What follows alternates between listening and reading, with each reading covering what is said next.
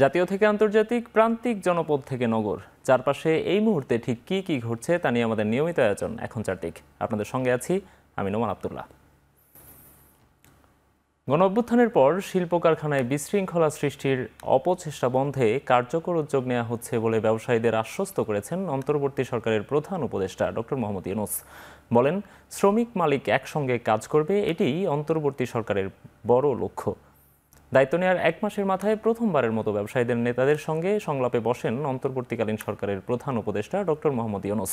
International chamber of কমার্সের আয়োজনে জাতীয় ব্যবসা সংলাপ শীর্ষক এই অনুষ্ঠানে যোগ দেন এফবিসিসিআই ও ঢাকা চেম্বার অব কমার্স সহ 15টি ব্যবসায়ী সংগঠন। সভাপতির বক্তব্যে আইসিসির নির্বাহী পরিচালক মীর নাসির বলেন, গণঅভ্যুত্থান পরবর্তী সময় থেকেই দেশে বিশৃঙ্খলা করার চেষ্টা করছে একটি দুষ্কৃতিকারী চক্র, যার বড় প্রভাব পড়েছে শিল্প কারখানার উপর। এজন্য যৌথ বাহিনীর তৎপরতা আরও জোরালো করার দাবি জানান তিনি। অনুষ্ঠানে প্রধান অতিথির বক্তব্যে ডক্টর মোহাম্মদ ইউনূস বলেন, তৈরি পোশাক খাতকে বিশ্বের 1 নম্বরে নিয়ে আসার লক্ষ্যে অন্তর্বর্তী সরকারের কাজ করছে। ইউরোপ আমেরিকা জুড়ে ব্যবসার নতুন নতুন দরজা খোলার উদ্যোগ নেওয়া হচ্ছে বলেও জানান প্রধান উপদেষ্টা। এটা সাধারণ একটা রাজনৈতিক আন্দোলন ছিল না, এটা হলো জীবন পণ করে এই লক্ষ্যে আমি পৌঁছবই না হওয়া পর্যন্ত আমরা জিরান দেব না। এবং তাদের লক্ষ্য ছিল কি, নতুন বাংলাদেশ হবে।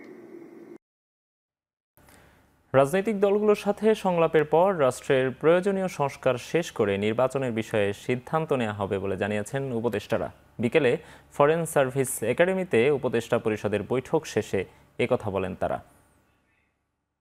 সিদ্ধান্ত হয়েছে যে অর্থ মন্ত্রণালয় থেকে বাংলাদেশ ব্যাংককে বলা হবে, বাংলাদেশ ব্যাংক তারপরে যে সমস্ত মন্ত্রণালয়ে বা সরকারি সংস্থায় এই ধরনের অসুবিধা হচ্ছে তাদের সাথে একসাথে বসে একটা রোড ম্যাপ তৈরি করে দিবে। ইতিমধ্যেই শ্রমিক কল্যাণ ফাউন্ডেশনের প্রাইভেট ব্যাংকে যেগুলো আছে 114 কোটি টাকার একটা ফিগার আমি পেয়েছি, এবং 2টা ফান্ড মিলিয়ে এটা আরও অধিক হবে, এবং সেটা কত এবং কোথায় কী অবস্থায় আছে সেটা জেনে, এবং তার প্রাপ্যতার নিশ্চয়তা কতটুকু আছে সেটা জেনে, এবং একই সাথে এটা এই বিষয়ে একটা জেনারেল ডিসিশনে প্রত্যেকটা মন্ত্রণালয়ে দেখা যাবে কোনো না কোনো ব্যাংকে এফডিআর আছে। এবং আপনারা জানেন, গভর্নর সাহেবও বলেছেন যে কিছু ব্যাংক আসলে দেউলিয়াতের দিকে যাচ্ছে।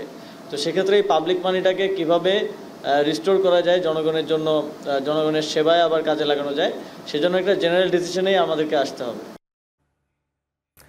রাষ্ট্রের প্রয়োজনীয় সংস্কার শেষ করে অন্তর্বর্তী সরকার দ্রুত নির্বাচন দেবে বলে আশা করছেন বিএনপি মহাসচিব মির্জা ফখরুল ইসলাম আলমগীর। জনগণের বিজয়কে নস্যাৎ করার জন্য একটি চক্র কাজ করছে মন্তব্য করে সবাইকে সতর্ক থাকার আহ্বান জানান তিনি। এ সময় 2 দিনের কর্মসূচি ঘোষণা করেন মির্জা ফখরুল। দুপুরে নয়াপল্টনে বিএনপির কেন্দ্রীয় কার্যালয়ে এক সমন্বয় সভা শেষে একথা জানান দলটির মহাসচিব। সংস্কার প্রয়োজন সেটা মনে করেছি, কারণ গণতন্ত্রকে একেবারে ধ্বংস করে ফেলেছিল, এবং সেই ক্ষেত্রে অতি দ্রুত যেন এই সংস্কারের কাজগুলো শেষ করা হয়। মূল যে বিষয়টা রয়েছে গণতন্ত্রের জন্যে, যে জনগণের প্রতিনিধিদের শাসন, তাদের পরিচালনা, তাদের শাসন, জনগণের নির্বাচিত পার্লামেন্ট দিয়ে দেশ চলবে, সেই বিষয়টা যেন আপনার অবশ্যই দ্রুততার সঙ্গে আপনার সমাপ্ত হয়, সেটাই আমাদের প্রত্যাশা থাকবে। 14 তারিখে আমাদের 3:30টায়, বিকাল 3:30টায় শহীদ মিনারে একটি সমাবেশ অনুষ্ঠিত হবে।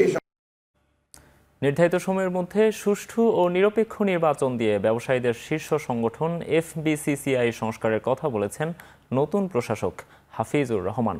সকালে কাজে যোগ দিলে তাকে ফুল দিয়ে শুভেচ্ছা জানান এফবিসিসিআইয়ের সদস্যরা। এ সময় তিনি বলেন, যতটুকু সংস্কার সম্ভব তা বাস্তবায়ন করে এফবিসিসিআইকে কার্যকর প্রতিষ্ঠান হিসেবে প্রতিষ্ঠা করা হবে। সেই সাথে বেশ কিছু কাজ নির্ধারিত সময়ে শেষ করতে খুব শিগগিরই উদ্যোগ নেওয়া হবে বলে জানান তিনি। প্রত্যাশা অনুযায়ী সংস্কারে ব্যর্থ হলে সাথে সাথে বিদায় নেওয়ারও অঙ্গীকার করেন নতুন প্রশাসক।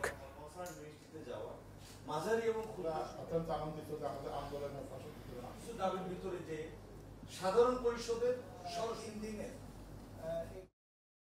এখন চারদিকে নিচ্ছে একটা বিরতি, ফিরছি একটু পর।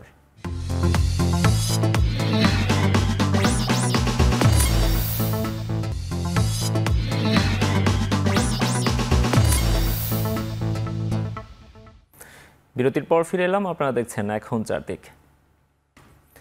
খিলগাঁও থানা ছাত্রদলের নেতা নুরুজ্জামান জনি হত্যা মামলায় ঢাকা মহানগর পুলিশের সাবেক কমিশনার আসাদুজ্জামান মিয়াকে 7 দিনের রিমান্ড দিয়েছেন আদালত। বৃহস্পতিবার বিকেলে ঢাকার চিফ মেট্রোপলিটন ম্যাজিস্ট্রেট আদালতে সুষ্ঠু তদন্তের স্বার্থে 10 দিনের রিমান্ড আবেদন করেন মামলার তদন্তকারী কর্মকর্তা। এ সময় আসামি পক্ষের আইনজীবীরা রিমান্ডের বিরোধিতা করেন। উভয় পক্ষের শুনানির শেষে ম্যাজিস্ট্রেট সাইফুল ইসলামের আদালত 7 দিনের রিমান্ড মঞ্জুর করেন। গত 3 সেপ্টেম্বর বিএনপির খিলগাঁও থানায় এই মামলাটি দায়ের করা হয়। জনির বাবা ইয়াকুব আলীর এই মামলা দায়ের করেন।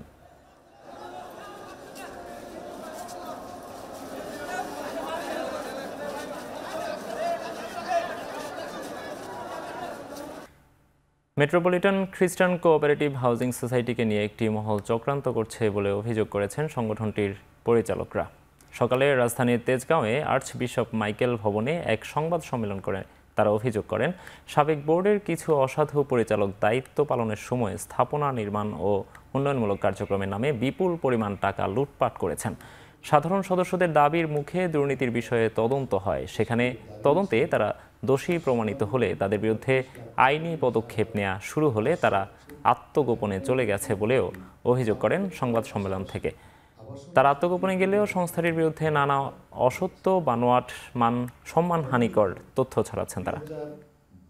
20-21 অর্থ বছরে কালবের মোট ক্ষতির পরিমাণ ছিল 38। এখন চারদিকে নিচ্ছে আরেকটা বিরতি, ফিরছি একটু পরেই।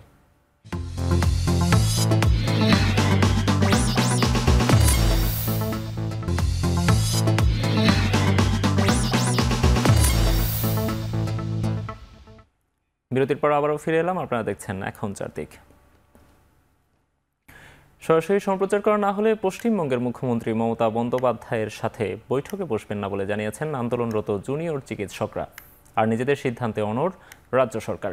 এর আগে রাজ্য সরকারের সঙ্গে বৈঠক করতে নবান্নে যান জুনিয়র চিকিৎসকরা। শুরুতে আপত্তি জানালেও জুনিয়র ডাক্তার ফোরামের সিদ্ধান্ত অনুযায়ী 30 জন প্রতিনিধির সাথেই বৈঠক করতে সম্মত হয় রাজ্য সরকার। আলোচনায় বসার আগে মুখ্যমন্ত্রীকে দেয়া চিঠিতে জুনিয়র ডাক্তার ফোরাম জানায়, আলোচনা হবে 5 দফা দাবি নিয়েই, কিন্তু সেই বৈঠক সরাসরি সম্প্রচার করতে হবে। এদিকে আরজিকর কাণ্ডে জুনিয়র চিকিৎসকদের সঙ্গে বিক্ষোভে যুক্ত হয়েছেন সিনিয়র চিকিৎসকরাও। স্বাস্থ্য ভবনের সামনে বিক্ষোভ গড়িয়েছে তৃতীয় দিনে।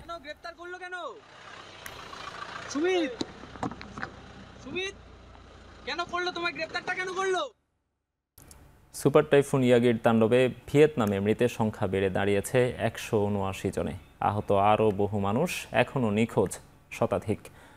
টাইফুনের প্রভাবে প্রবল বৃষ্টিতে সৃষ্ট বন্যা ও ভূমিধসে হতাহতের এই ঘটনা ঘটে। রাজধানী হ্যানয় থেকে নিরাপদ আশ্রয়ে সরিয়ে নেওয়া হয়েছে কয়েক হাজার বাসিন্দাকে। দেশটির আবহাওয়া অফিস জানিয়েছে, হ্যানয়ের রেড নদীর পানির স্তর 2004 সালের পর এবার সর্বোচ্চ উচ্চতায় পৌঁছেছে। এতে প্লাবিত হয়েছে রাজধানী সহ আশেপাশের বেশ কয়েকটি শহর। প্রবল বৃষ্টিতে দেশটির বিভিন্ন নদ নদীর পানি উচ্চতা বাড়তে থাকায় কয়েকটি প্রদেশে ভয়াবহ বন্যার আশঙ্কা দেখা দিয়েছে। এশিয়ার সবচেয়ে শক্তিশালী টাইফুন হিসেবে পরিচিতি পেয়েছে ইয়াগি।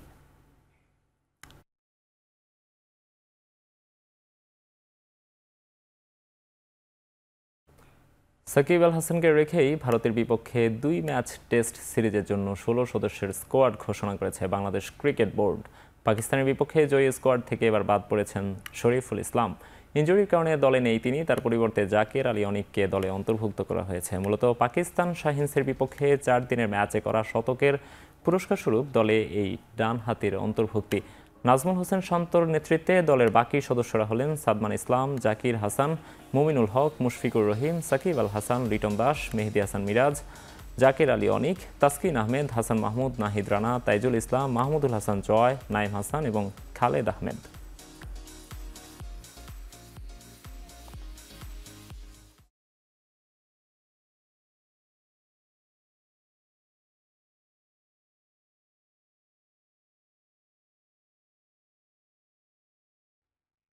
শেষ করছি এখন চারদিকে। এখন টেলিভিশন ওয়েবসাইটে দেখতে ভিজিট করুন www.ekhon.tv। এছাড়া ফেসবুকে দেখতে ভিজিট করুন facebook.com/tv.ekhon এবং এছাড়া ইউটিউবে এখন টেলিভিশন দেখুন youtube.com/c/ekhon tv এই লিঙ্কে।